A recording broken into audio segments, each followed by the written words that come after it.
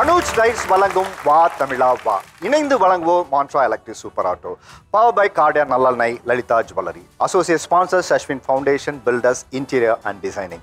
விவிடி Priyam salt, Mallikarjuna silks Kanchipuram. Styling partner டெய்லர் சூ.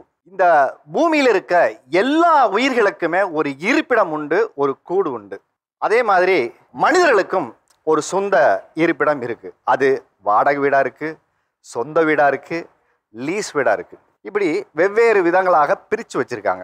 ஆனால் இதில் எதில் வாழ போகிறோம் அப்படின்னு நம்ம வாழ்கிற வாழ்க்கையில் முடிவு பண்ணுறது இருக்குது பார்த்தீங்களா, அதுதான் மனித வாழ்க்கையில் மிக முக்கியமான ஒன்றா இருக்குது. ஸோ இந்த பக்கம் சொந்த வீடு வச்சிருக்கவங்க வந்திருக்காங்க, இந்த பக்கம் வாடகை வீட்டில் இருக்கிறவங்க வந்திருக்காங்க. இன்னைக்கு நம்ம பேச போகிற தலைப்பு வந்து பார்த்தீங்கன்னா, வீடு வாங்க வேண்டும் என்று ஏக்கத்தோடு இருப்பவர்கள் வெர்சஸ் வாடகை வீடே மேல் என்று சொல்பவர்கள்.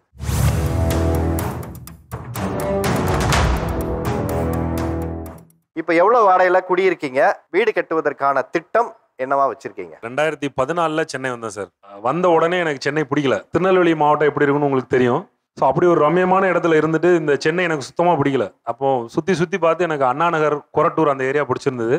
வாடகை 14,000 ரூபா. அப்புறம் கல்யாணம் ஆச்சு, பட் சம்பளம் ஏறல. கொஞ்சம் பின்னாடி போகும்போது மாதவரம் போனோம். இப்போ கும்மிடிப்பூண்டி போயிடுச்சேன். கும்மிடிப்பூண்டியே போயிட்டேன். ஒரு 10,000 தான் வாடகை. நல்ல ரம்யமான வீடு, எந்த பிரச்சனையும் இல்லை. கும்மிடிப்பூண்டியில் ஒரு பொறியியல் கல்லூரியில் ஒர்க் பண்ணுறேன். 2014 நான் கொரட்டூரில் ஒரு அப்பார்ட்மெண்ட் வாங்கலான்னு போனேன். 2,999 ரூபா ஸ்கொயர் ஃபீட். எங்கள் அப்பா என்ன சொல்லிட்டாரு, நீ இப்போ தானடா போயிருக்க, போன உடனே உனக்கு எதுக்கு வீடு, கொஞ்சம் சேமிச்சுக்கோ, அப்புறம் வாங்கிக்கலாம்னு. 2017 போனேன், 5,000 ரூபாய் ஆச்சு. இப்போ நான் கொரட்டூரில் வந்து பார்த்தா 8,999 ஒரு ஸ்கொயர் ஃபீட். இதெல்லாம் தாண்டி 2022 அப்புறம் என்னோட மனைவியும் என்னோட கல்லூரியிலேயே சேர்த்து விட்டு, சரி ஒருத்தரோட சேவிங்ஸ் வச்சு நம்ம வீடு வாங்கிடலாம் அப்படிங்கிற மாதிரி ஒரு பிளான் பண்ணோம். பட் அன்ஃபார்ச்சுனேட்லி ஆஃப்டர் கோவிட் இந்த சில பிரச்சனைகளால எனக்கு கும்மிடிப்பூண்டியில் வேலை போய் நான் குன்றத்தூருக்கு வேலைக்கு வந்துட்டேன். இப்போ நான் என்னோட கனவை எப்படி நிறைவேற்றுவேன் அப்படிங்கிறது ஒரு பெரிய கொஸ்டின் மார்க். இதெல்லாம் தாண்டி என்னோட மன வருத்தம் என்ன அப்படின்னா, நான் பிறந்ததுலேருந்து சொந்த வீட்டில் இருந்திருக்கேன். 11 சென்ட் என்னோட வீடு. இன்னைக்கு என்னோட சொத்து மொத்தத்தையும் விற்றா கூட என்னால் அண்ணா நகரில் வீடு வாங்க முடியாது. நான் என்னோட சின்ன வயசில் சொந்த வீட்டில் தான் வளர்ந்தேன். என்னோட அப்பா வந்து பார்த்தீங்க அப்படின்னா பிஸ்னஸ் பண்ணார். பிஸ்னஸில் லாஸ். என்னோட 13 வயசுலேருந்து நான் வாடகை வீட்டில் இருக்கேன். 16 வீடு மாறி இருக்கேன். 16 வீடு? ஆமாம் சார். லாஸ்ட் ஒரு 2.5 இயர்ஸாக தான் நான் எந்த வீடுமே நான் மாறலை. நான் மேரேஜ்க்கு அப்புறம் தான் மாறாமல் இருந்தேன் சார். ஒன்றும் சொல்ல போனால் எனக்கு சொந்த வீடு சென்னையில் இல்லைன்ட்டு பொண்ணே தரமாட்டான்னு சொல்லிட்டாங்க சார். ஒரு பெரிய கட்டாயத்தில் தான் நான் வந்து திருமணமே நான் பண்ணேன். நான் இருக்க வீடோட வாடகை வந்து 12,000 ருபீஸ். இப்போ நான் சொந்த வீடு வாங்குற பிளான் வந்து பார்த்தீங்க அப்படின்னா, அந்த இன்வெஸ்ட்மெண்ட் வந்து எஸ்ஐபியில் பண்ணிகிட்டு இருக்கேன் சார். நான் இப்போ 30s என்டர் ஆக போகிறேன். ஒரு 40s நான் வீடு கட்டணும்.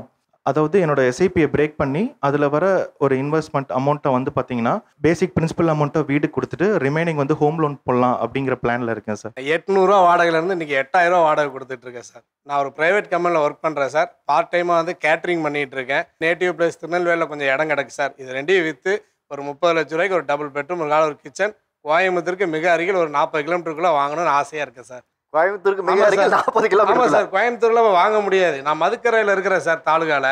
அங்க 3 லட்சம் ரூபாய்க்கு வித்துட்டு இருந்தது சார். இன்னைக்கு அங்க 16 லட்சங்கிறாங்க சார். அந்த இடத்துல தான் 800 ரூபாய்க்கு வாடகைக்கு இருந்தேன். இப்ப அங்கதான் 8,000 ரூபாய்க்கு இருக்கிறேன். ஆனா இப்ப அங்க இடம் வாங்கணும், வீடு கட்டணும்னா எனக்கு அப்படியே கண்ணுலாம் இருடுது. எத்தனை வருஷத்துக்குள்ள கட்டணும் ஒரு ஐடியா வச்சு சார்? நான் 1 இயரை கட்டிடுவேன் சார். 1 இயர்ல கட்டிட்டு உங்களுக்கு ஃபோன் பண்றேன். Okay sir. என்ன பட்ஜெட் சார்? 30 lakhsக்குள்ள சார். எவ்வளவு வாடகையில குடியிருக்கீங்க? சொந்த வீடு வாங்குற திட்டம் என்ன இருக்கு? சென்னைக்கு வந்து 25 வருஷம் ஆகுது. கல்யாணம் ஆகி 5 வருஷத்துல எப்படியாவது ஒரு வீடு வாங்கணும்னு ரொம்ப ஆசைப்பட்டேன். எனக்கு எங்க அம்மா போட்ட நகையெல்லாம் வித்துட்டேன். நான் நகை விற்கும் போது 1 கிராம் வந்து 800 ரூபாய். இப்ப நகை வந்து 1 கிராம் வந்து 8,000 இருக்கும். அதெல்லாம் முந்தானத்து. அப்படியா? ஆமாமா. இன்னைக்கு 8,200 ரூபாயை தாண்டி போயிட்டு இருக்கு. இப்ப கூட அதெல்லாம் என் கல்யாண போட்டோல மட்டும்தான் அந்த நகையெல்லாம் இருக்கு. இப்ப நான் நினைச்சாலும் அது வந்து கனவு தான் எனக்கு. நகை கூட 5,000 ரூபாய் கொடுத்து அட்வான்ஸ் பண்ண வாட்டி தான் நான் நகையவே விற்றேன். கடைசீட்டில் வீடு வாங்கவே இல்லை சார். நான் விற்ற 8,80,000 ரூபாய் அப்படியே வந்து லீஸில் போட்டார். இப்போ எனக்கு வயசு வந்து 50 ஆகுது. இனிமேட்டு தான் பொண்ணுக்கு கல்யாணம் பண்ணும். பேரம் பற்றி வரங்காட்டி எப்படியாவது வீடு வாங்கிடணும் சார். கட்டிப்பாரு, கல்யாணத்தை பண்ணிப்பாரு அப்படின்னா இப்போ கல்யாணத்தை பண்ணி பார்த்து வீட்டை கட்டி பார்க்க போறீங்க. அதுவும் மயிலாப்பூர்ல வாங்கணும்னு ரொம்ப ஆசை சார். அது என்ன மயிலாப்பூர்? ஏன்னா நான் 20 வருஷமா அங்கேயே இருக்கேன் சார். கபாலீஸ்வரர் கோயில் பக்கத்துல மாடவீதியை சுத்தி எங்கேயாவது ஒரு இடத்துல அந்த இடத்துல இருக்கணும். அந்த இடத்துலயே நம்ம இறந்துடணும். அங்கேயே இருந்துட்டு அங்கேயே 20 வயசு வரைக்கும் தெரியாது எனக்கு. நார்மலாக ரெண்டலில் தான் ரன் பண்ணிகிட்டு இருந்தோம். அப்பா கொஞ்சம் ஏஜ் ஆகி அதுக்கப்புறம் போகும்போது எல்லா வீட்லேயுமே கேள்வி கேட்க ஆரம்பிச்சிட்டாங்க. ஏஜ்டாக இருக்காங்க, எத்தனை பேர் இருக்கீங்க, கொஞ்சம் அந்த மாதிரி ஏஜ் ரிலேட்டடாகவே அவாய்ட் பண்ண ஆரம்பிச்சிட்டாங்க. மதுரையில் தான் இருக்கேன், ஒரு கம்பெனியில் ப்ரைவேட்டில் ஒர்க் பண்ணிகிட்ருக்கேன். பிஎல் போட்டு லேண்டாக தான் வாங்கியிருக்கேன். இன்ன வரைக்கும் ரெண்டில் தான் இருக்கணும். அது இஎம்ஐ க்ளோஸ் ஆக போகுது. வீக்லி ஒன்ஸ் நான் போய் இல்லை மந்த்லி ஒன்ஸ் போய் அந்த லேண்டை பார்த்துட்டே இருப்பேன். இதில் எப்படியாவது வீடு கட்டிடணும், எப்படியாவது அப்பா அம்மாவை ஒரு ஓன் ஹவுஸில் மதுரையிலே சேவ் பண்ணி வச்சிடணுன்றது தான். சொந்த வீட்டில் உட்கார வச்சு ஆமாம், இதான் ஒரு பெரிய ட்ரீம். சொல்லுங்க, உங்களுடைய வீடு வாங்கும் திட்டத்துக்கான ரோட் மேப் என்ன போட்டு வச்சிருக்கீங்க? ரோட் மேப் பார்த்தீங்கன்னா நான் சிப் பண்ணிகிட்ருக்கேன். ஸோ இண்டெக்ஸ் ஃபண்ட் அந்த மாதிரி அதில் பார்த்தீங்கன்னா ஒரு 10,000 ரூபாய் அந்த மாதிரி போட்டுட்டு வரேன். ஸோ இது வந்து லைக் ஒரு கோடியில் எனக்கு வாங்கணும்னு ஆசை. எங்கள் மம்மிக்கு வந்து ஒரு ஆடம்பரமான வீட்டில் இருக்கணும்னு ஆசை. அதுக்காக லைக் ஒரு 10 years பிளான் இது. என்ன வேலை பார்க்குறீங்க? நான் ஒரு பிஸ்னஸ் அனலிஸ்டா. ஓகே, எவ்வளோ நீங்கள் சம்பளம் வாங்குறீங்க? It is like 50K plus. 50K நம்ம சம்பாதிக்கிற ஒரு ஆள் வந்து இப்போ 1 கோடி ரூபாய் ஒரு 2 கோடி ரூபாயில் வீடு வாங்கணுங்கிறது வந்து சாத்தியமான ஒரு கனவான்னு கேட்குறேன். இது வந்து சாத்தியம்தான், ஆனால் அது வந்து அவங்களோட ரெஸ்பான்சிபிலிட்டிஸ் பொறுத்து தான். இப்போ பார்த்தீங்கன்னா எனக்கு வந்து ரெஸ்பான்சிபிலிட்டிஸ் ரொம்ப கம்மி. எனக்கு என்னோட சிஸ்டருமே இருக்காங்க. ஸோ அவங்களுமே வந்து ஃபேமிலியை மேனேஜ் பண்ணிக்கிறனால நான் வந்து அதிக செலவு பண்ணாதனால இது எல்லாத்தையுமே நான் இன்வெஸ்ட் பண்ணுறேன். நீங்கள் எத்தனை ரூபா வாடகையில் குடியிருக்கீங்க? அப்புறம் உங்கள் வீடு கட்டுறதுக்கான திட்டமிடுதல் என்ன வச்சுருக்கீங்க? நான் வந்து கேரளாலேருந்து கோயம்புத்தூர் வந்தோம் சார். கேரளால எல்லாம் சொன்னாங்க இவங்க கேரளால இருந்துன்னா இப்படி ஆயிருக்க மாட்டாங்க அப்படிதான் சொன்னாங்க. ஒரு ரூம் சார், ஓட்டு வீடு, காமன் டாய்லெட், ரூஃப் இருக்காது. நானும் அக்கா 5 பேர், அம்மா அப்பா நானு அக்கா தம்பி. ரெண்டல் ஹவுஸில் காமன் டாய்லெட்டுங்கிறது ரொம்ப கஷ்டம் சார். கேர்ள்ஸுக்கு அடிதடியா இருக்கு சார். எங்க அப்பா அமைதியானவர், எங்களுக்காக சண்டை போட்டாரு சார். ஒரு வீட்டிலேருந்து 2 ரூம் சார். 2 ரூம்லேருந்து அட்டாச்சு பாத்ரூம் பெட்ரூம்குள்ள. அதுவே மிகப்பெரிய கனவா இருந்தது சார். ரெண்ட்ல இருந்து லீஸ் ஹவுஸுக்கு மாறிட்டோம் சார். ஏன் அப்படின்னா கௌரவத்துக்காக சார். ரெண்ட் ஹவுஸ் அப்படிங்கும்போது சொசைட்டில மரியாதையே இல்லை சார். உங்களுடைய ட்ரீம் ஹவுஸை எப்போ கட்டுறதா இருக்கு? நெக்ஸ்ட் மந்த்ல இருந்து அதோட ப்ராசஸ் ஆரம்பிச்சிருவேன் சார். எவ்வளோ பட்ஜெட்டில் அதை நீங்கள் பிளான் பண்ணிருக்கீங்க? 30 lakhs சார். எனக்கு வீடு கட்டணுன்ற ஆசையே என்னோட 30 வயசுல தான் ஸ்டார்ட் ஆச்சு. இப்போ என்னோட வயசு 34. 150 ஸ்கொயர் ஃபீட் அந்த வீட்டுக்குள்ள நாங்கள் 3 பேர், நானே என் பையன் என் பொண்ணு தான் சிங்கிள் பேரண்ட். எல்லாம் கரெக்டாக போயிட்டு இருந்துச்சு. என் பொண்ணு ஏஜ் அட்டன் பண்ணாங்க. ஃபங்க்ஷன் நடத்தக்கூடாது, அந்த வீட்டில் உட்கார வச்சு பாப்பாவுக்கு தண்ணி ஊற்றக்கூடாது. அப்படிலாம் சொல்றாங்களா? ஷூரா. வீட்டுக்கு யாரும் வரக்கூடாது. 10 பேருக்கு மேலே அந்த வீட்டில் ஆளுங்க இருக்கக்கூடாது. கொற்ற மலையில நான் தனியா இருந்து ஒரு மேக்கப் முடிச்சுட்டு வந்து நான் ரொம்ப கெஞ்சி அந்த காசை வச்சு என் பொண்ணுக்கு தண்ணி ஊற்றினேன். நான் அங்கேருந்து நான் எங்கள் அம்மா கிட்ட சொல்கிறேன், ஆப்போசிட்ல ஒரு பெரிய ஃப்ளாட் இருக்கு, ரெண்ட்டுக்காச்சும் நாங்கள் போய் உட்காரணும், என்னால் முடியும் அப்படின்னு. பறக்க ஆசைப்படாத, இருக்கிறத வச்சு வாழினாங்க. இப்போ என்னோட பையனும் பொண்ணும் சொன்ன ஒரே வார்த்தை என்னன்னா, நாங்கள் பார்ட் டைமில் ஒர்க் பண்ணுறோம், படிக்கிறோம், நீங்களும் ஒர்க் பண்ணுங்க, சப்போர்ட் பண்ணுறோம், வீட்டில் கடையை வைக்கணும். அடுத்த ஒரு 2 years அந்த மாதிரி ஒரு வீட்டுக்கு நான் போனேன். இன்னும் ஒரு 3 yearsக்குள்ள சொந்த வீடு வாங்கணுன்றது என்னுடைய நான் வாங்கிடுவேன். அதாவது இங்கே இருக்கிறவங்க எல்லாருமே அநேகம் பேர் அவங்களுடைய வீடு வாங்கக்கூடிய கனவுகள் என்னன்னு சொன்னாங்க, எவ்வளோ ரூபா வாடகை வீட்டில் இருக்குன்னு சொன்னாங்க இல்லையா? நீங்கள்லாம் ஆல்ரெடி சொந்த வீடு வச்சுருக்கீங்க. இவங்க சொல்கிற பிளான் எல்லாம் ஒர்க் அவுட் ஆகும்னு நினைக்கிறீங்களா? அவங்களுக்கு நான் ஒரே ஒரு விஷயத்தை மட்டும் சொல்லிக்கிறேன். உனக்கு பொண்ணை கொடுக்கணும்னா சொந்த வீடு இருந்தால் தான் பொண்ணை கொடுக்கணும்னாங்க. நான் 5 லட்சம் ரூபாய்க்கு பக்கத்துலேயே எங்கள் கிராமத்தில் 5 லட்சம் ரூபாய்க்கு நல்லா பெரிய வீடு 1500 ஸ்கொயர் ஃபீட்டில் வாங்கலாம், லீஸுக்கு எடுக்கலாம். சொந்த வீடு கட்டினா தான் பொண்ணு கொடுப்பேன்னார். கிட்டத்தட்ட ஒரு 20 லட்சம் ரூபாய்க்கு இஎம்ஐ வாங்கி எல்லாம் பண்ணி அங்கே கடன் வாங்கி இங்கே கடன் வாங்கி வீடு கட்டியாச்சு. கட்டி முடிச்சு 5வது நாள் கஜா புயல்ல முன்னாடி இருந்த சீட்டை அடிச்சுட்டு போட்டு பின்னாடி இருந்த ஓடு போட்டு நடுவில் தெறிப்பு விழுந்து மறுபடியும் ஒரு 4 லட்சம் ரூபா நான் செலவு பண்ணேன் சார். ஒரே ஒரு வார்த்தை என் மாமனார் நினச்சிருந்தாருன்னா, அந்த 5 லட்சம் ரூபாய்க்கு லீஸுக்குள்ளே நான் நல்லா இருந்திருப்பேன். இன்னைக்கு 20 லட்சம் ரூபாய் நான் தேக்கி வச்சிருந்து நான் என்னென்னலாம் ஆசைப்பட்டனோ அதெல்லாம் பண்ணியிருப்பேன். அவங்களுடைய நீண்ட கால கனவு 20 வருஷம் சொல்கிறாங்களே, சத்தியமாக ஒருபோதும் நடக்காது. அது தேவையில்லாத கனவு சார். இது கஜா புயல்ல அவரோட வீடு வந்து சேதமடைஞ்சு அப்படின்னு சொல்லி சொன்னாரு. ஏன் அந்த இடத்துல ஹோம் இன்சூரன்ஸ் இவர் பண்ணல? என் மனைவிக்கே நான் இன்சூரன்ஸ் பண்ணல சார். சார் நான் கேட்குற கேள்வி ஒண்ணு, ஏன் ஹோம் இன்சூரன்ஸ் பண்ணல? இல்ல அது தோணல எனக்கு, நான் பண்ணணும்னு அந்த நேரத்துல தெரியல. மிடில் கிளாஸ்ல 3 செக்மெண்ட் இருக்கு. Middle class, lower middle class, upper middle class. இப்போ நான் வந்து பாத்தீங்க அப்படின்னா லோயர் மிடில் கிளாஸ்ல இருந்து மிடில் கிளாஸ் வந்து இப்போ அப்பர் மிடில் கிளாஸ்ல இருக்கேன். இப்போ அடுத்த கேட்டகரி ரிச் அப்ளியன்ட், அடுத்தடுத்த கேட்டகரி நான் போகணும். அப்ப எப்ப வந்து பாத்தீங்க அப்படின்னா ஒரு புவர் வந்து ரிச் ஆவான், ரிச் எப்ப அப்ளியன்ட் ஆவான் அப்படின்னா அவனோட சேர்த்து வச்சிருக்க மணியை அவனுக்கு பாதுகாக்க தெரியணும். இப்ப என் வீட்டுல ஏதாவது மெடிக்கல் எமர்ஜென்சி அப்படின்னா ஒரு 5 லட்சம் 10 லட்சம் ஆகுது அப்படின்னா நான் இப்போ உடனே என்ன பண்ணுவேன், என்னோட சேவிங்ஸை நான் பிரேக் பண்ணுவேன். அது ரொம்ப தவறான செயல். இதுவே அந்த இடத்துல ஒரு 5 லட்சத்துக்கோ இல்ல ஒரு 10 லட்சத்துக்கோ ஒரு ஹெல்த் இன்சூரன்ஸ் போட்டிருந்தாங்க அப்படின்னா அந்த ஹெல்த் இன்சூரன்ஸ் மூலமா அவங்களோட மருத்துவ செலவை ஈடுகட்டலாம். So again I will not go back into again zero. நான் மறுபடியும் என்னோட இன்வெஸ்ட்மெண்ட்டை மறுபடியும் ஜீரோக்கு போக வேண்டியதில்லை. இன்சூரன்ஸ் போட்டால் தப்பிச்சுக்கலாங்கிறாரு. முகலிவாகத்தில் 2 பில்டிங் இடிஞ்சுது. அதில் பல பேர் லோன் போட்டு வாங்கினவங்க. அவங்களுக்கு வீடும் கிடைக்கல. இன்சூரன்ஸ்ல இருந்து 1 ரூபா கூட கொடுக்கல. ஆனா அவங்க பணம் இன்னும் கட்டிட்டு இருக்கான். இல்லாத வீட்டுக்கு எத்தனையோ பேர் கட்டிட்டு இருக்காங்க. இதை புரிஞ்சுக்கிட்டு வாங்குங்க. எனக்கு புரியுது. இப்போ அவர் என்ன சொல்றாரு, எங்களுடைய திட்டமிடுதெல்லாம் பிரச்சனை இல்லை, நீங்க வீடு கட்டுற கனவுங்கிறது நோக்கி நீங்க எடுத்து வைக்கும் போதே உங்களை அதை எப்படி பாதுகாக்கணுங்கிறத திட்டமிடல, அதனால தான் நீங்க தோத்துட்டீங்கிறாரு. இப்போ நான் ஒரு வீடு கட்டினேன் சார், திட்டமிட்டு தான் கட்டினேன். எஸ்டிமேட் போடும் போது 30 லட்சம் வந்தது. ஆனால் விலைவாசி ஏற ஏற 45 லட்சம் போயிடுச்சு. இது திட்டமிடல் இல்லையா? அப்போ பக்கத்தில் கடை வாங்க வேண்டிய வருது. கோல்டுக்கு வாட்ச் கட்டியிருந்தேன், ரிங் போட்டிருந்தேன், பேஸ்மெண்ட் போட்டிருந்தேன், கழுத்தில் செயின் போட்டிருந்தேன். வீடு என்னைக்கு கட்டணும்னோ அன்னைக்கு ஒன்றும் இல்லாமல் இருக்கேன் சார்.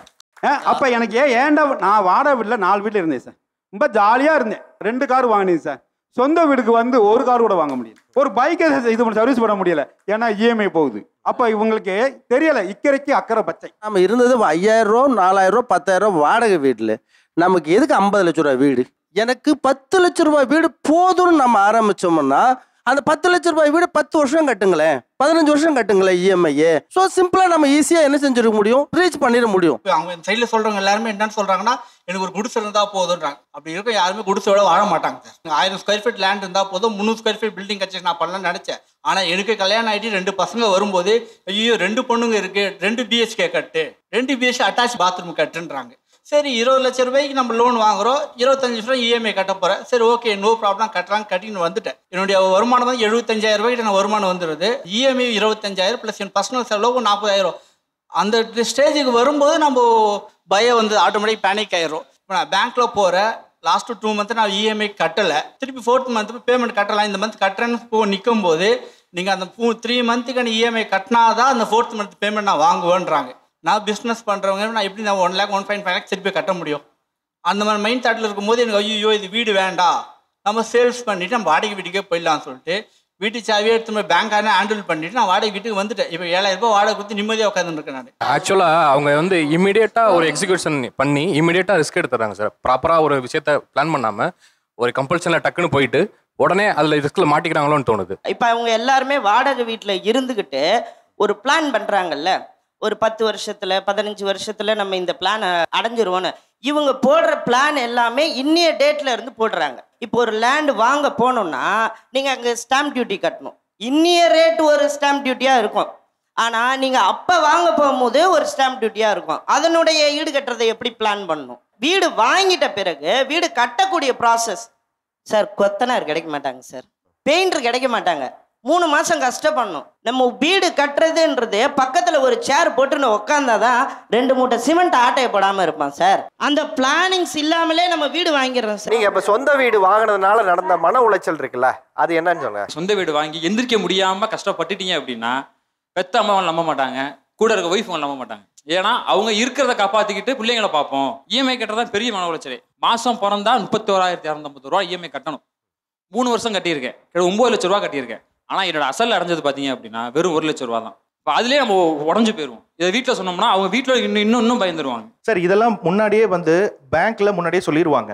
ஒரு ஹோம் லோன் எடுக்க போகிறோம் அப்படின்னா இந்த மாதம் எவ்வளோ இஎம்ஐ டிடெக்ட் ஆக போகுது, அதில் பிரின்சிபல் எவ்வளோ, இன்ட்ரெஸ்ட் எவ்வளோ, அது எல்லாமே பார்த்தீங்க அப்படின்னா பைஃபர்கேஷனோட இருக்கும். அதாவது பைஃபர்கேஷன் அப்படிங்கிறது தெள்ள தெளிவாக அட்டவணையோட 1 by 1 போட்டிருக்கும்.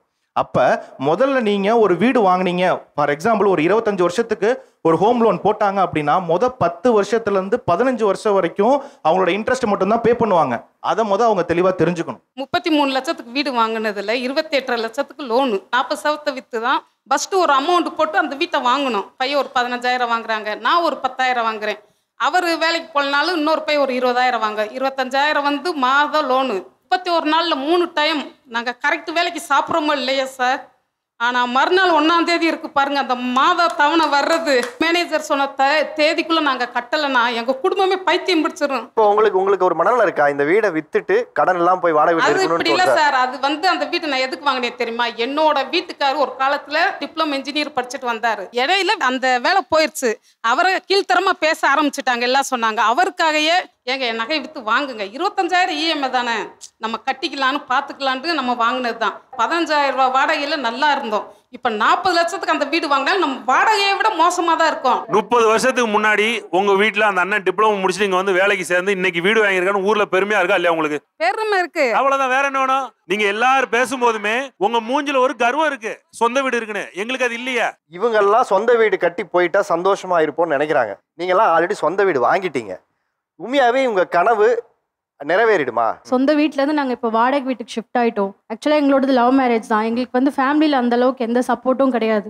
நாங்கள் ஃபுல்லாகவே எல்லாமே வந்து லோனில் தான் போயிட்டுருக்கு சார். அக்கம் பக்கத்தில் இருக்கவங்க என்ன நினைக்கிறாங்கன்னா, அவங்க வந்து அமௌண்ட் போட்டுட்டு ஃபுல் அமௌண்ட் போட்டு அவங்க வீடு வாங்கியிருக்காங்க. நாங்கள் வந்து இஎம்ஐயில் வாங்குறதுனால எங்களை வந்து வேறு மாதிரி பார்க்குறாங்க. ஒரு துணி காய போடுறது கூட எங்களுக்கு வந்து ஒரு சப்போர்ட் இல்லை சார். எங்களுக்கு இது வந்து எங்களோட இடம், எங்களுக்கு ஒதுக்கப்பட்ட இடம், நீங்கள் வந்து மேலே போடுங்க.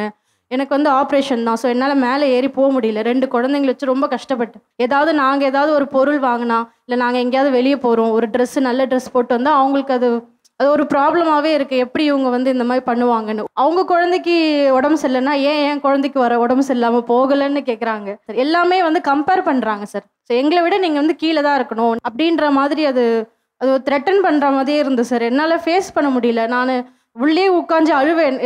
யாரையுமே வந்து ஹர்ட் பண்ண மாட்டேன், அவ்வளோ சீக்கிரம் ஹர்ட் பண்ண மாட்டேன். அவங்கக்கிட்ட எப்படி நான் வந்து இதை கன்வே பண்ணுறது? எவ்வளோக்கு வாங்கினீங்க அந்த வீடு? 25 lakhs வாங்கணும் சார். சொந்த வீடு வாங்கி உங்களை வாழ விடலை? இல்லை சார். நான் இப்போ வீடு கட்டிட்டு நான் வந்து வாடகை வீட்டில் தான் இருக்கேன். அந்த லோன் அடைக்கிறதுக்கு எனக்கு 20 வருஷம் போயிடுச்சு சார். என்னுடைய கல்யாண வாழ்க்கை எல்லாமே போயிடுச்சு. அவங்க என்னன்னா அப்ராடுக்கு போயிடுவாங்க. வீட்டுக்கு வரும்பொழுது தங்கிட்டு போங்கன்னு சொன்னால் யாரு லோன் அடைக்கிறது, யாரு சாப்பாடு போடுறது, இப்படி கேட்டு கேட்டு கேட்டு என்னுடைய இளமையே போயிடுச்சுன்னு வச்சுக்கோங்களேன். என் பசங்களுக்கு அப்பாவுடைய பேர் என்னன்னு பக்கத்து வீட்டுல கேட்டாங்கன்னா குடுகுடுன்னு ஓடி வருவாங்க. மம்மி டாடியோடைய நேம் என்ன மம்மி அப்படி சொல்லிட்டு. அப்ப எனக்கு கண்ணெல்லாம் கலங்கும். ஒரு 15,000 ரூபாயில நம்ம 20,000 ரூபாயில வீட்டு வாடகை கட்டிட்டு எந்த வீடுனாலும் போயிருக்கலாம். இன்னொரு முறை என்ன கேட்டேன்னா, பக்கத்து வீட்டை பார்த்துட்டு அவங்க வீடு பெருசா இருக்கு, நம்ம வீடு ஏன் சின்னதா இருக்கு? நம்ம சொந்த வீடுடா, எனக்கு இது வேணாம், பெரிய வீடு அது கொடுங்க.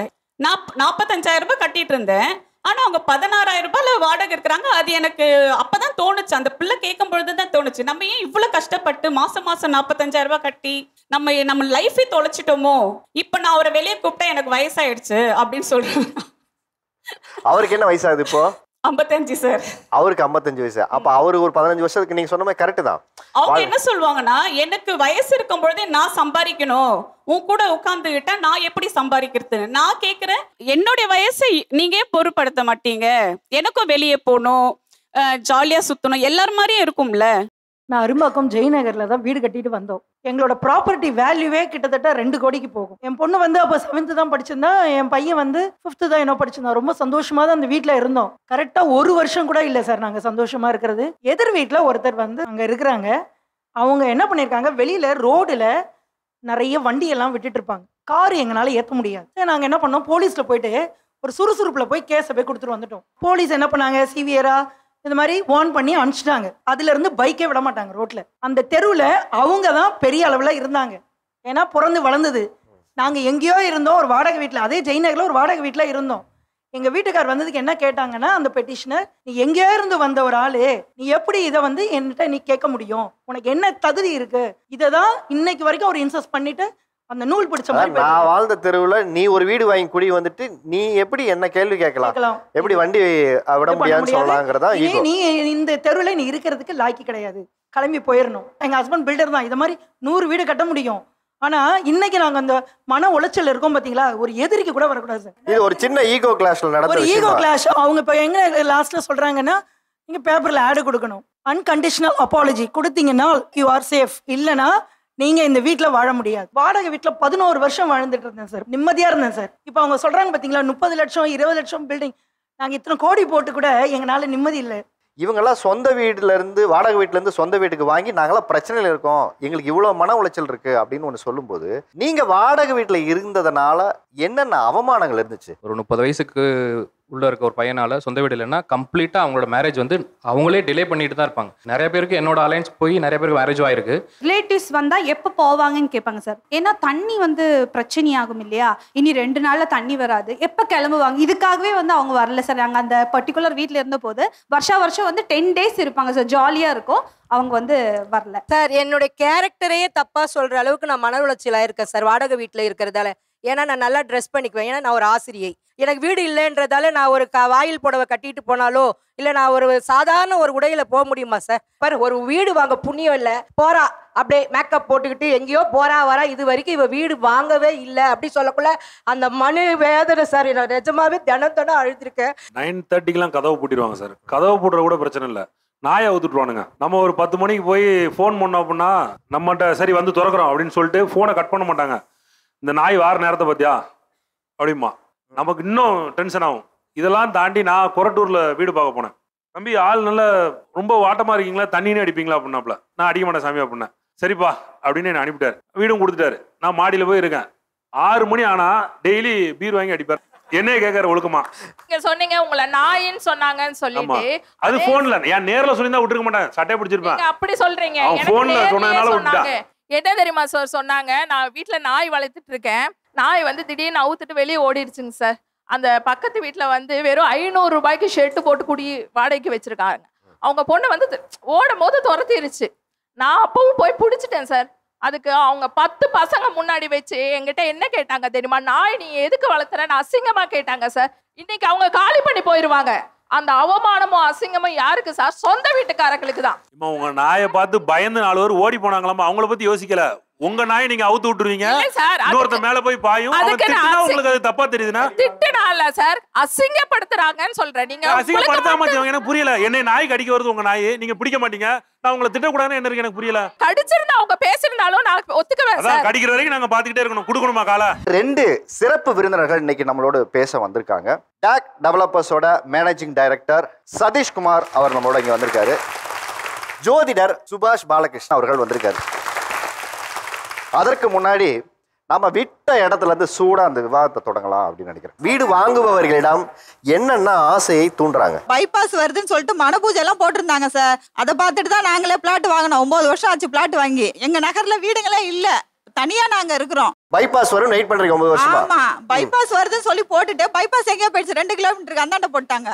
ஃபர்ஸ்ட் அவங்க அனௌன்ஸ் பண்ணிடுவாங்க 1 லட்சம் தான், 1,10,000 அப்படின்னு சொல்லுவாங்க. அப்புறமா அவங்களே கார் வந்துடும், சாப்பாடு நாங்களும் வாங்கி குத்துருவோங்க, எத்தனை பேர் வேணாலும் வாங்கன்னு சொல்லிடுவாங்க. அங்க போய் காட்டுவாங்க சார். சுத்தி பார்த்தா ஒரு வீடு கூட இருக்காது, வெறும் காலி இடம் தான். உடனே சொல்லுவாங்க இல்லம்மா இன்னும் கொஞ்சம் நாள் ஆயிடுச்சுன்னா இங்க ஒரு பெரிய கம்பெனி திறப்பாங்க, அப்புறமா இங்க மெட்ரோ ட்ரெயின் வரும், இங்க நல்ல மார்க்கெட் இருக்குது எல்லாம் இருக்குன்னு. நாங்க சுத்தி சுத்தி பார்ப்போம், ஆனா ஒரு சின்ன மார்க்கெட்டு தான் இருக்கும். நான் அது சொல்றது வந்து இது 12 வருஷத்துக்கு முன்னாடி. இப்பவும் போய் பார்க்குறேன் அதே மாதிரி தான் சார் இருக்குதாங்க. திடீர்னு ஒருத்தன் ஒரு கல் எல்லாத்தையும் நட்டு வச்சு பிளாட்டு ஒரு சதுரடி 375 ரூபாய் அப்படின்னு போடுவான் பாருங்க. அப்போ ஒரு ப்ரெஷர் ஏறும். ஓ இதுக்கு இவ்வளவு இடம் இருக்கா, நாம நிக்கிற இடம் 375. அது எந்த இடத்துல பயத்தை உருவாக்குதுன்னா, நமக்கு தெரிஞ்சது சாதாரண மண்ணு இவ்வளவு விலை ஏறிக்கிட்டு இருக்குதுங்கிற பிரஷர் நம்பரை டார்கெட் பண்றாங்க. ஒரு சும்மா எம்டியா பார்க்கும்போது கண்ணுக்கு தெரியல. அந்த பிளாட் போட்டு ஒரு விலை அவங்க ஸ்கொயர் ஃபிட் இவ்வளவு ரேட்டுன்னு போடும்போது அது ஒரு பிரஷர் பில். இதுல ஒரு பெரிய விஷயம் என்ன, இப்போ நான் ஒரு காலேஜில் இருக்கேன்னா ஒரு 100 பேர் ஸ்டாஃப் இருக்காங்கன்னா அந்த 100 பேர்ட்டையும் வந்து இவங்க விளம்பரம் பண்ணுவாங்க. ஒரே ஒருத்தனை வாங்க வச்சிருவாங்க, எப்படியாவது பிரெயின் வாஷ் பண்ணி வாங்க வச்சிருவாங்க. அந்த ஒருத்தன் தான் துருப்பு சீட்டு. அவன் போவே நம்ம மொத்த பேரையும் பால் காய்ச்சி கூட்டு போவான். இது குவாலிட்டியை பார்த்தீங்களா, நீங்க அங்க இருக்கீங்களா, இவ்வளவு பெருசு செவரு இருக்கா, இந்த டைல்ஸை பார்த்தீங்களா, நம்மளை டெம்ப் பண்ணுவாங்க. நம்மளை டெம்ப் பண்றது பிரச்சனை இல்லை சார், நம்ம வீட்டில் இருக்காங்க பார்த்தீங்களா அவங்கள டெம்ப் பண்ணி விட்டுருவாங்க. அதுக்கடுத்து ஒரு வாரம் நம்ம நிம்மதியாக தூங்க முடியாது. இதையெல்லாம் தாண்டி சென்னையில் ஏகப்பட்ட பில்டர்ஸ் இருக்காங்க, பெரிய பெரிய பில்டர்ஸ் இருக்காங்க. அதை ஒரு கௌரவமாக நிறைய பேர் சொல்லிட்டு எழுறாங்க, நான் இந்த பில்டர்கிட்ட வீடு வாங்கியிருக்கேன், நீ வீட்டை தான் வீடு வாங்கினியா. இது பெரிய ப்ரெஷராக இருக்குது சார் இன்னைக்கு. சார் இப்போ அபார்ட்மெண்ட்ல ஃபிளாட் புக் பண்ணும்போது சார் ப்ரீ புக்கிங் பண்றவங்களுக்கு அவங்க வந்து பாத்தீங்கன்னா கார், பைக்ஸ், கோல்டு இந்த மாதிரிலாம் ஆஃபர் பண்றாங்க.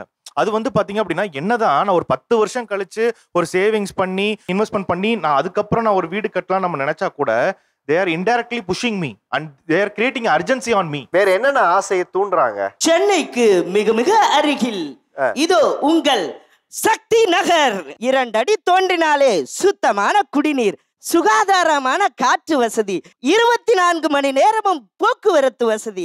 வாங்கி விட்டீர்களா இப்பொழுதே? அத கடைசி ஒன்று சொல்லுவாங்க, இப்ப இல்ல உங்களுக்கு எப்பவுமே இந்த இடம் இல்லாமல் போயிடும் அப்படிங்கிறது ஒன்று இருக்கு இல்லையா? ஒரு கால்குலேஷன் போட்டு வாழ்க்கை நடத்துகிற மிடில் கிளாஸ் ஃபேமிலியில் என்ன பண்ணுவோம், 20 லட்ச ரூபாயில் வீடு வாங்கணும்னா ஒரு 5 லட்ச ரூபாயோட சேவிங்ஸ் இருந்தால் தான் நம்ம அந்த கனவையே காண முடியும். இவங்க திடீர்னு என்ன சொல்லிடுவாங்க, 5 லட்சம் மட்டும் இப்போ கட்டுங்க, மீதியை அப்புறமா பார்த்துக்கலான்னுவாங்க. சொந்த வீடு எப்போதுமே ஒரு மனிதனை கடங்காரனாக மட்டுமே மாற்றுகிறதுன்னு அப்பாவித்தனமாக உட்காந்துட்டு இருக்கேன் சார். இங்க பாருங்க சார், எல்லாம் ஏக்கத்துல இருக்கோம்.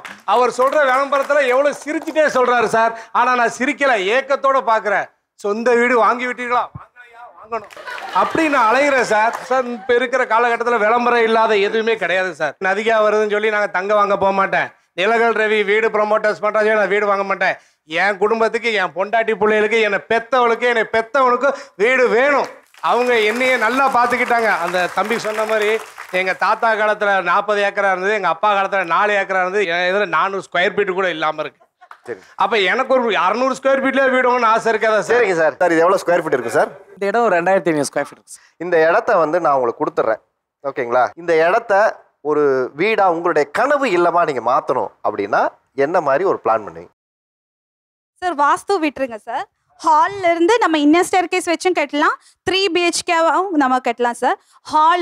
ஹால்ல இருந்து ரைட் சைடுல வந்து கிச்சன். எது ஹாலு சார்? இது வந்து ஹால் சார். 20க்கு 20ல ஹால் பண்ணிக்கலாம் சார். 10க்கு 10ல இல்ல 10க்கு 12லயே வந்துட்டு ஓப்பன் கிச்சன் பண்ணிக்கலாம்.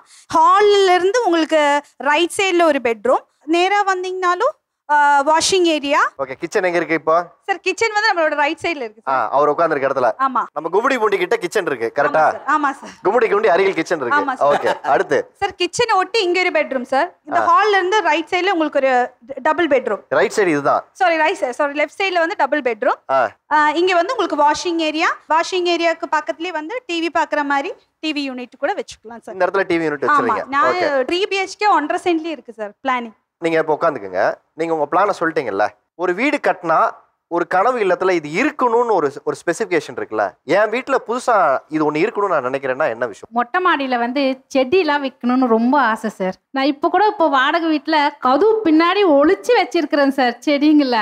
ஒரு 3 தொட்டி வச்சிருக்கிறேன். இப்போ தரையில் உட்காந்து தான் சாப்பிடுவோம், கீழே உட்காந்து டைனிங் டேபிள் போட்டு தனியாக அதுக்கு ஒரு செப்பரேட்டாக ரூம் வச்சு சாப்பிட்ணும். அதே மாதிரி அந்த பேர் இருக்கும்ல சார், முன்னாடி ஓன் ஹவுஸ்ன்னு போட்டு அம்மா பேரோ அந்த மாதிரி போடணும். வெளியில ஒரு போர்டு வைக்கிறது, அந்த அட்ரஸ்ல வந்துட்டு அந்த இல்லம் அப்படின்னு வந்து நமக்குன்னு ஒரு அட்ரஸ் போட்டு வர்றதுன்றது ஒரு பெரிய கனவு சார். பெரிய கனவு. சிங்கிள் பேரண்டா அச்சீவ் பண்ணி இந்த வீடை நான் கட்டுறேன் அப்படின்னா வெளியே அபிராமி இல்லைன்ற என்னோட பேரும் உள்ள நானும் என் பையன் என் பொண்ணு இருக்க மாதிரி ஒரு பெரிய போட்டோ இருக்கணும். ஏன்னா கட்டுறது நான், என் அம்மா அப்பா ஆசைப்பட்டிருக்கலாம், எல்லாருமே பண்ணு சொல்லிருக்கலாம், அதுக்கு முழு புஷ்அப் எடுக்கிறதுனா ஸோ என் பிள்ளைங்க நல்லா இருக்கணும், அது என் பிள்ளைங்களோட சேர்ந்து இருக்கிற ஃபோட்டோ அங்கே இருக்கணும்னு நான் நினைக்கிறேன். உங்க கனவு இல்லம் எப்படி இருக்கணும்? எனக்கு வந்து கார் பார்க்கிங் லைக் போர்ட்டிகோ மாதிரி இருக்கணும், பிரைவேட் தியேட்டர் இருக்கணும். Private theatre, like swimming pool.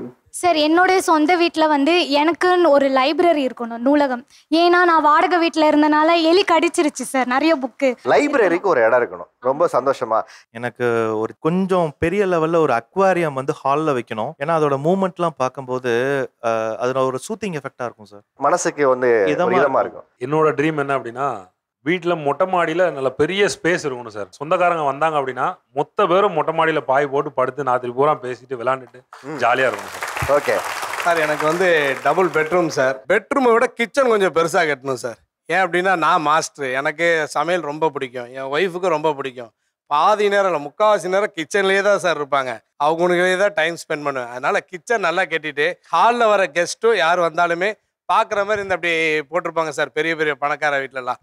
அந்த மாதிரிலாம் கெட்டி என் பொண்டாட்டி பிள்ளையில உட்கார வச்சு எங்கள் அம்மா உட்கார வச்சு அழகு பார்க்கணும் சார். இதுதான் ஆசை. அழகு. நான் ஒரு சிவில் இன்ஜினியர், 25 வருஷம் எக்ஸ்பீரியன்ஸு, மல்டி ஸ்டோரி பில்டிங் பண்ணியிருக்கேன். நானும் ஒரு வீடு வாங்கியிருக்கேன். அதில் உள்ள நான் பண்ண தப்பை என்னங்கிறது நான் சொல்லிடுறேன். 10 வருஷம் வாடகை வீட்டில் இருந்தோம், 14 வருஷம் சொந்த வீட்டில் இருந்தேன். இப்போ 3 மாசமா மறுபடியும் வாடகை வீட்டுக்கு போயிருக்கேன். காரணம் என்னன்னா நான் வந்து நல்ல பில்டர்கிட்ட போகலை, ஒழுங்கா இஎம்ஐ கட்டிட்டு இருந்தேன். எனக்கு தெரியும், நான் வாங்கினது 21 லட்ச ரூபா, 11 லட்ச ரூபா நான் கொடுத்துருக்கேன், பணம் கொடுத்துருக்கேன். மீதி 10 லட்ச ரூபா தான் நான் லோன் போட்டிருக்கேன். 12 லட்ச ரூபாய்க்கு லோனு வந்து எலிஜிபிள் கிடைச்சிது. ஆனால் அந்த பில்டர் பார்த்த வேலை பக்கத்தில் சுடுகாடு இருக்குன்னு சொல்லி அந்த பேங்க் மேனேஜரை வந்து ஒரு 1 லட்ச ரூபா கொடுத்து அதை ஆஃப் பண்ணிட்டாரு. உங்களுக்கு கிடைக்கக்கூடிய லோனை அந்த பில்டர் ஏன் தடுக்கும்? அவர் பில்டிங் வைக்கிறதெல்லாம் ஒரே ஒரு பேங்க் தான் கொடுப்பாரு. நான் வந்து அவர்கிட்ட நான் வாங்கலை, ஏன்னா அவர் வேற ஏதாவது பண்ணிடுவாரு அப்படின்ட்டு நான் தனியாக போய் வாங்கினேன். என்னோட எலிஜிபிலிட்டி எனக்கு இருக்கு. நான் அப்போ வந்து 25,000 சம்பளம் வாங்கியிருந்தேன். இப்போ இல்லை, 15 வருஷத்துக்கு முன்னே சொல்கிறேன். நான் ₹1 நான் கடன் வாங்கலை. ஃபஸ்ட்டு வாங்கினதே ஹோம் லோன் தான். இப்போ அதை அடைக்கிறதுக்கு credit card, personal loan, gold loan எல்லாம் வாங்கி கடைசியில் சேர்ந்து போச்சு. வேலை இல்லை. நான் வந்து ஒரு ஹை லெவல், ஒரு ப்ராஜெக்ட் மேனேஜர் லெவலுக்கு மேலே போயிட்டேன். இப்போ கீழே சூப்பர்வைசர் லெவலுக்கு என்னால் வேலை செய்ய முடியல. இப்போ நான் செக்யூரிட்டி வேலை செஞ்சுட்டு இருக்கேன். ஒரு பேங்க்ல செக்யூரிட்டி வேலை செஞ்சுட்டு இருக்கேன். ஆனால் இன்னைக்கும் விட்டில் பூச்சி மாதிரி வர்றாங்க, சந்தோஷமா வர்றாங்க. எப்படியாவது ஒரு லோனை வாங்கிடணும்ப்பா, மேனேஜருக்கு எதாவது பார்த்து எனக்கு இந்த வேலை இவ்வளோதான் இருக்கு, ஏதாவது ஒரு லோனை வாங்கிடணும்னு நினைக்கிறாங்களே தவிர எதுக்கு வாங்குறோம், ஏன் வாங்குறோம், இதனால என்ன கஷ்டங்கள் வருதுன்னு யாருக்கும் தெரிய மாட்டேங்குது. நீங்க பண்ண தப்பு என்ன? நான் பண்ண தப்புனா லோனை ஒழுங்கா கெட்டல. அதாவது 14 வருஷம் கட்டினேன், எனக்கு வேலை இல்லைங்கிறதுனால என்னால கெட்ட முடியல. ரெண்டாவது பொண்டாட்டி பேர்ல தான் வாங்கணும் வீடு. வாங்கினோம்னா எனக்கு சலுகை கிடைச்சிருக்கும், எனக்கு 2 லட்ச ரூபா கம்மியா இருக்கும், நான் சீக்கிரம் அடைச்சிருப்பேன். ஆம்பளை பேர்ல வாங்கினா சலுகை கிடையாது. அவ பேர்ல இருந்தா அவ எப்படியாவது கஷ்டப்பட்ட ஏதோ ஒரு காசு இருந்தா முதல்ல போட்டுருவா. ஏன்னா அவங்களுக்கு வீடு வேணும். நாங்க வந்து வெளியில போற ஆளு, வீட்டுல இருக்கிறவங்க எப்படியாவது கட்டிருப்பா. நான் என்ன பண்ணேன், பாத்துக்கலாம், நம்ம தான் இதுல சிவில் தானே இருக்கோம், ஆளை பிடிச்சு கட்டிடலாம் அப்படின்னு கொஞ்சம் அசால்ட்டா இருந்துட்டேன். நான் பண்ண தப்பு. அவன் பொண்டாட்டி சொன்னதை நான் கேட்கல. கேட்டிருந்தோம்னா எனக்கு வீடு ஏலம் போற லெவலுக்கு வந்துட்டு நோட்டீஸ் ஓட்டிட்டாங்க. புதன்கிழமை வந்து சீல் வச்சிருவாங்கன்னு சொல்றாங்க. உள்ள இருந்து எந்த பொருளும் எடுக்க முடியாது, நீ மட்டும் வெளியில இருந்து கதவை பூட்டிடுவாங்கிறாங்க. அந்த சூழ்நிலை இருக்கும். அரிசி வாங்க காசு இல்லை. நான் என்ன பண்ண முடியும்? ஒன்றும் பண்ண முடியல. இன்ஸ்பெக்டர் கூப்பிட்டு ஒரே ஒரு வச்சுறாரு, இந்த ஒரு வாரத்தில் உன் வீட்டை காப்பாற்ற முடிஞ்சா நீ காப்பாத்திக்கோ, என்னை தப்பா நினைக்காதான்ட்டாரு. நான் ஒரு வாரத்துக்கு 7 லட்சம் ரூபா கடன் வாங்கினேன். 5 லட்சம் ரூபா கட்டியிருக்கு, 2 லட்சம் ரூபா அவங்களுக்கு கொடுத்துருக்கு. வீட்டை மீட்டுட்டேன். நான் இன்னைக்கு என் பேர்ல வீடு இருக்கு, ஆனா நான் வீட்டுல இல்லை, நான் வெளியில தான் இருக்கேன். 3 மாசம் இருக்கேன். நான் எப்படியாவது கஷ்டப்பட்டு உழைச்சி 5 லட்ச ரூபா கட்டி அந்த வீட்டை நான் மீட்டுருவேன், பத்திரம் வாங்கிடுவேன். அதே மாதிரி அவங்களும் வீடு வாங்குங்க, ஆனா நல்ல ஆள்கிட்ட வாங்குங்க. 25 வருஷம் எக்ஸ்பீரியன்ஸ் ஆன ஆளே ஏமாந்துட்டேன்யா. இன்னைக்கு ஸ்கூல் ஃபீஸ் என்னால் கட்ட முடியல. வாட்ச்மேனு 15,000 சம்பளம், 10,000 வாடகை கொடுக்குறேன். நான் என்ன பண்ண முடியும் சொல்லுங்க? ஒண்ணுமே பண்ண முடியல. நாளைக்கு என்ன பண்ண போறோம்னே தெரியல எனக்கு. ஏன் சிவில் இன்ஜினியரிங் படிச்சுட்டு ஏன் வாட்ச்மேன் வேலைக்கு போறாரு தெரியல. அவர் எங்க கம்பெனி வந்து இன்டர்வியூ அட்டன் பண்ண சொல்லுங்க, நான் வந்து இமீடியட்டா வேலை கொடுத்துருவேன். அப்புறம் என்னங்க, ஓகேங்களா? நீங்க படித்த படிப்புக்கு தகுதியான வேலையை கொடுக்குறேங்கிறதுக்கு இவ்வளவு பெரிய பில்டர் நம்மளுடைய ஷோல வந்து அதை வாக்குறுதி கொடுத்துருக்காரு. நீங்க போய் இன்டர்வியூ அட்டன் பண்ணுங்க. கூப்பிட்டு வேலை கொடுக்குறீங்க, இதை என்னோட வாழ்நாளில் நான் மறக்க மாட்டேன். இன்னைக்கு நான் லீவ் போட்டு வந்திருக்கேன். நாளைக்கு அந்த வேலைக்கு போய் நான் சொல்லும்போது உண்மையிலே சந்தோஷமா இருக்கும். என்னோட மனைவி குழந்தைங்க ரொம்ப சந்தோஷப்படுவாங்க. நான் உங்களை மாதிரி ஒரு கம்பெனியில் ஒர்க் பண்ணிட்டு இன்னைக்கு எங்கள் கம்பெனியில் ஒரு 500 பேர் ஒர்க் பண்ணுறாங்க. உழைப்புக்கும் நேர்மைக்கும் ஈடு இணையே இல்லைங்க. நல்லா ஒர்க் பண்ணுங்க. நீங்கள் நல்லா ஹார்ட் அவுட் பண்ணீங்கன்னா இதெல்லாம் ஒரு சப்ஜெக்டில் இன்னும் 4 வீடு நீங்கள் வாங்குவீங்க. 2 பேரோட இலக்கு ஒண்ணுதான். இவங்களும் சொந்த வீடு வாங்கணும், இவங்களும் சொந்த வீடு வாங்கணும். சரிங்களா? ஆனா எங்க தப்பாகுதுன்னு நினைக்கிறீங்க? பாதி விஷயம் நீங்களே பதில் சொல்லிட்டீங்க. நான் வந்தோடனே பார்த்தேன், என்னால் இஎம்ஐ கட்ட முடியல, 3 மாதம் இஎம்ஐ கட்டலைன்னா வீட்டை விட்டு அமுச்சிடுவாங்க, பேங்க் எடுத்துப்பாங்கன்னாங்க. நீங்கள் வாடகை வீட்டில் இருந்தாலும் 3 மாதம் வாடகை கட்டினா வெளில துரத்திடுவாங்க. அதை புரிஞ்சுங்க. நானும் வாடகை வீட்டில் இருந்து இப்போ தான் சொந்த வீடு கட்டியிருக்கேன். கோவிட் டைமில் எங்கள் அப்பா ஊர்லேருந்து கூப்பிட்டு வரணும். அவங்களுக்கு கோவிட் வந்துருச்சு, வீட்டுக்குள்ளார சேர்க்கல, நேராக ஹாஸ்பிட்டல் தான் கூப்பிட்டு போகிறோம். சொந்த வீடோட வேல்யூ வாடகைக்கு இருக்கிறவங்களுக்கு தான் தெரியும், அதை புரிஞ்சுக்கோங்க. சொந்த வீடோட வேல்யூ வாடகை வீட்டில் இருக்கிறவங்களுக்கோட அவங்களுக்கு தான் அந்த அருமை தெரியும்னு சொல்கிறீங்க இல்லையா? இவங்கெல்லாம் ஒரு காலத்தில் வாடகை வீட்டில் இருந்து தான் சொந்த வீட்டுக்கு போயிருக்காங்க. என்ன தப்பு நடந்ததுனால இன்னைக்கு இந்த நிலைமைக்கு இருக்காங்கன்னு சொல்லுங்கள். அவங்க சக்திக்கு ஏற்ற மாதிரி முயற்சி பண்ணணும். நான் மாதம் 1 லட்ச ரூபா சம்பளம் வாங்குறேன்னா ஒரு 40,000 50,000 இஎம்ஐ கட்டுற அளவுக்கு வீடு வாங்கணும். 70,000 இஎம்ஐ கட்டுற மாதிரி ஒரு 70-80 lakhs வீடு வாங்கக்கூடாது. நான் 15 வருஷமா கட்டிக்கிட்டு இருக்கேன், 20 வருஷமா கட்டிக்கிட்டு இருக்கேன், என்னோட இஎம்ஐ முடியவே இல்லைன்னு சொல்றாங்க. ஒரு மாசத்துக்கு ஒரு 50,000 கட்டுறாங்கன்னா ஒரு வருஷத்துக்கு ஒரு இஎம்ஐயோ 2 இஎம்ஐயோ எக்ஸ்ட்ரா பே பண்ணணும். அவங்க போனஸ் வரும்போதோ இன்சென்டிவ் வரும்போதோ, இல்லை 2 பேரும் ஒர்க் பண்ணுறாங்களா, நம்ம செலவை கொஞ்சம் குறைச்சிக்கிட்டு பிரியாணி சாப்பிடாம சாம்பார் ரசம் சாப்பிட்டுக்கலாம். ஒரு 25 வருஷம் இஎம்ஐ கட்டுற வீடு நீங்கள் வாங்குறீங்க, கொஞ்சம் ஸ்ட்ரெச் பண்ணி ஒரு வருஷத்துக்கு 2 இஎம்ஐ எக்ஸ்ட்ரா கட்டுறீங்க, இல்லை 25,000க்கு பதிலாக 30,000 ரூபாய் கட்டினாங்க அப்படின்னா 25 வருஷம் லோனு நேராக 10 வருஷம் ஆயிருங்க. ஆனால் 15 வருஷம் நான் அதே இஎம்ஐ கட்டுவேன், அதுக்கப்புறம் நான் மொத்தமாக கட்டுவேன்னா அதில் யூஸ் இல்லை. இன்னைக்கு ஒரு இடம் வாங்குறீங்க அப்படின்னா 5 வருஷத்துல 10 வருஷத்துல டபுள் ட்ரிபிள் கண்டிப்பாக ஆகுங்க. நம்ம வேலைக்கு போய் பிஸ்னஸ் பண்ணி சம்பாதிக்கிற பணத்தை விட லேண்டு வாங்கினா அப்ரிசியேஷன் ரொம்ப நல்லா இருக்கும். ஒரு சின்ன எக்ஸாம்பிள் சொல்கிறேன். நான் 2009 ஒரு லேண்ட் ஒன்று வாங்கினேன் சார், ஆவடிக்கு பக்கத்தில் ஒரு 1 கிரவுண்ட் லேண்ட் வாங்கினேன். நான் வாங்கினப்ப 8.5 lakhs ஏதோ ரிஜிஸ்ட்ரேஷனோட சேர்த்து. இன்னைக்கு அந்த ஒரு லேண்டோட வேல்யூ 1.25 crores. மாசம் 1 லட்ச ரூபா சம்பாரிச்சிருந்தா கூட அந்த லாபம் கிடைச்சிருக்காரு. எப்படி நான் ஒரு நல்ல பில்டரை தேர்ந்து எடுக்கணுங்கிறதுக்கு என்ன சார் வரமுறை இருக்கு? எதை வைத்து அளவுகோலாக ஒரு பில்டரை நான் தேர்வு பண்ணணும்? வெளியில சொல்லிக்கிறாங்க அதை ஏமாத்திக்கிறாங்க இதை ஏமாத்திக்கிறாங்கன்னு. அதெல்லாம் எதுவும் உண்மை கிடையாது. ஒரு பில்டர் தப்பு பண்ணிட்டு அடுத்த பில்டிங்கே கட்ட முடியாது சார், அந்த பில்டிங் பூட்டி சீல் வச்சிருவாங்க. CMDA rules, DTCP rules, RERA rules, Chennai corporation எல்லாம் வெரி வெரி ஸ்ட்ரிக்ட் சார். நம்ம ரூல் படி பில்டிங் கட்டலன்னா அந்த பில்டிங்க்கு வந்து இபி கனெக்ஷன் கிடைக்காது, ட்ரைனேஜ் கனெக்ஷன் கிடைக்காது, வாட்டர் கனெக்ஷன் கிடைக்காது. நம்மளா போயிட்டு அந்த பொன்சி திட்டம் மாதிரி 1 ரூபா போட்டால் 100 ரூபா கிடைக்கும் அப்படின்னு போயிட்டு எந்த பில்டர்ட்டையும் ஏமாறாதீங்க. லேண்ட் அவர் பேரில் இருக்கான்னு ஒரு நல்ல அட்வொகேட் வச்சு லீகல் செக் பண்ணிக்கணும். அதே மாதிரி கான்ட்ராக்ட் கொடுக்கறதுக்கு நிறைய சொன்னாங்க. கான்ட்ராக்ட் கொடுக்கும்போது நல்ல இன்ஜினியரிங் பற்றி தெரிஞ்சவங்கள்ட்ட வேலை கொடுத்தீங்க அப்படின்னா நல்லபடியாக கட்டி கொடுத்துருவாங்க. அவங்க சொல்கிற ரேட்டை கொடுத்துருங்க, நிறைய நெகோஷியேட் பண்ணாதீங்க. நீங்கள் நெகோஷியேட் பண்ணால் அவங்க ஆட்டோமேட்டிக்காக குவாலிட்டியில் கை வச்சிருவாங்க. சுபாஷ் பாலகிருஷ்ணன், ஆமா சொல்லுங்க சார். இப்போ இவங்க இவ்வளோ பெரிய கனவோட உட்காந்துருக்காங்களே சார், இவங்கெல்லாம் எப்போ வீடு வாங்குவாங்க? இவங்க ராசி வந்து எந்தெந்த கட்டங்கள்லாம் இந்த வருஷம் வீடு வாங்குறதுக்கு வாய்ப்பு இருக்கு சார்? இந்த 2025 ராசியில நம்பர் 1 ஸ்பாட்டை பிடிக்கக்கூடியது ரிஷப ராசி. கிட்டத்தட்ட ஒரு 30 வருஷத்துக்கு பிறகு இவ்வளோ ஒரு சிக்னிஃபிகண்ட்டான ஒரு டைம், ஒரு அவ்வளோ ஒரு பொசிஷனிங் வந்து அப்படி ஒரு பிக்சர் பெர்ஃபெக்டாக இருக்கக்கூடிய ஒரு நிலைமையாக இருக்கக்கூடியது ரிஷப ராசிக்கு இருக்கு. இப்போ ரிஷப ராசிக்கு அடுத்தபடியாக பார்த்தீங்கன்னா துலாம் ராசி அன்பர்கள். இது வரைக்கும் எனக்கு சாதிக்கவே முடியல, எதுவுமே நடக்கல, தவிர்த்து போச்சு, இது இல்லை அப்படின்னா அவங்களுக்கு வந்து ஒரு பெரிய அப்லிஃப்டிங்கான ஒரு பீரியடா இருக்கு. அதுக்கு அடுத்தபடியா உங்களோட ராசி, என் ஒய்ஃபோட ராசி. அடுத்தபடியாக மகர ராசியை சொல்லணும். One of the top years இந்த வருஷம் அப்படின்னு சொல்லணும். மகர ராசி வந்து ஏன்னா அப்படி ஒரு சூழ்நிலை அவங்களுக்கு இருக்கு. எல்லா விதமான கிரகங்களும் அவங்களுக்கு சனி பகவான்லேருந்து குருவிலேருந்து எல்லாமே வந்து அப்படி அப்படி உட்காந்தா எப்படி இருக்கும் அப்படிங்கிற மாதிரி ஒரு போட்டோ இது மாதிரி இருக்கு அவங்களுக்கு. இந்த 3 ராசியும் ரொம்ப சக்கரை இல்லைன்னா உங்க வாயில போட்டு பரவாயில்ல. உங்களுக்கு நானே கேட்கணும்னு நினைச்சேன். சொந்த வீடு வாங்கியும் உங்களை பிரச்சனை துரத்திக்கிட்டே இருக்கு. ஆனா மகர ராசி உங்களுக்கு டைம் நல்லா இருக்கு. மகரமா? ஆமா, அவங்க வீட்டுக்கு ஆப்போசிட்ல வண்டி நிறுத்துறவர் ஒரு பிரச்சனை பண்ணிட்டாரு சார். அதை இவங்க கேட்க போய் ஈகோ கிளாஷ் ஆகி அப்ப இருந்து 9 வருஷமா பெட்டிஷன் போட்டு அவரை டார்ச்சர் பண்ணிட்டு இருக்காங்க சார். 9 இயர்ஸ்ன்னு சொன்னீங்க, 7.5 இயர்ஸ் அதுல சனியே முடிஞ்சிருச்சு. சனி பகவான் உங்களுக்கு எந்த யாருக்குமே திசை ஆரம்பிக்கிறதுக்கு முன்னாடியே 6 months 1 year முன்னாடி அந்த சிக்னல்லாம் தெரியும், சிம்டம்ஸ்லாம் இருக்கும்.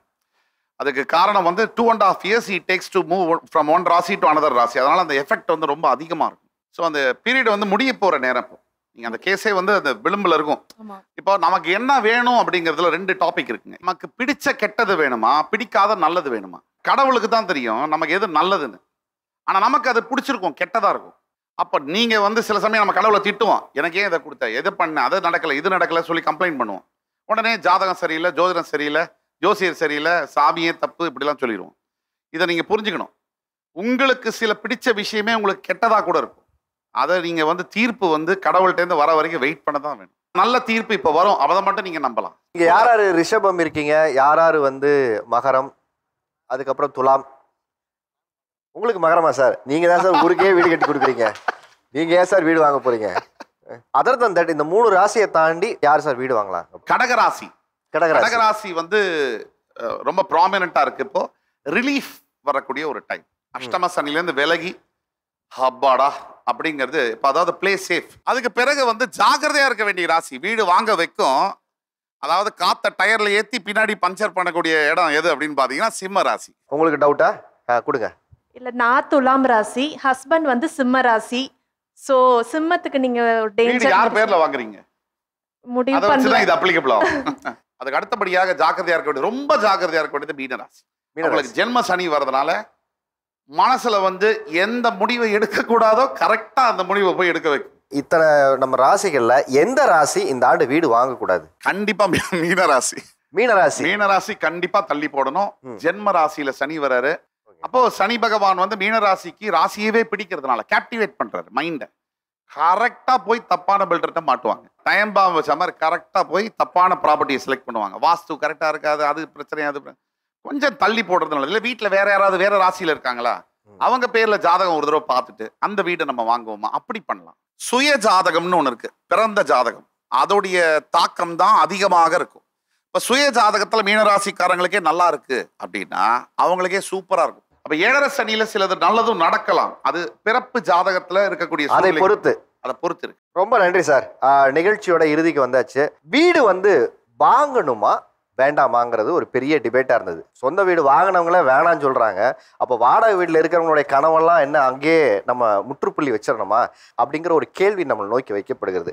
ஒன்றை தெரிஞ்சுக்குங்க, இந்த உலகத்துல வாங்குறதுக்கு இடம் இருந்துகிட்டே இருக்கும். நம்ம வாங்கணுங்கிற ஆசையும் நம்மகிட்ட இருந்துகிட்டே இருக்கும். இதுக்கு முன்னாடி நம்ம செய்ய வேண்டிய முதல் விஷயம் சரியாக திட்டமிட வேண்டும்.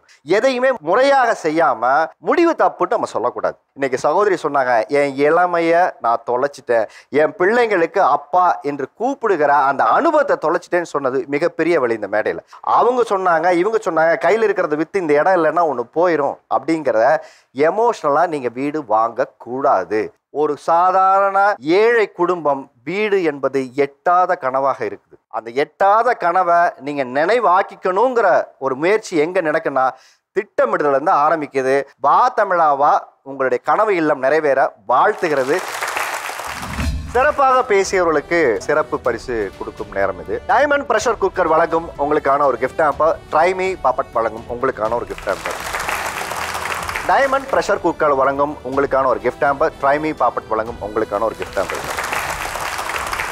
ஆச்சி மசாலா வழங்கும் உங்களுக்கான ஒரு கிஃப்ட் ஹாம்பர், ட்ரைமி பாப்பட் வழங்கும் உங்களுக்கான ஒரு கிஃப்ட் ஹாம்பர்.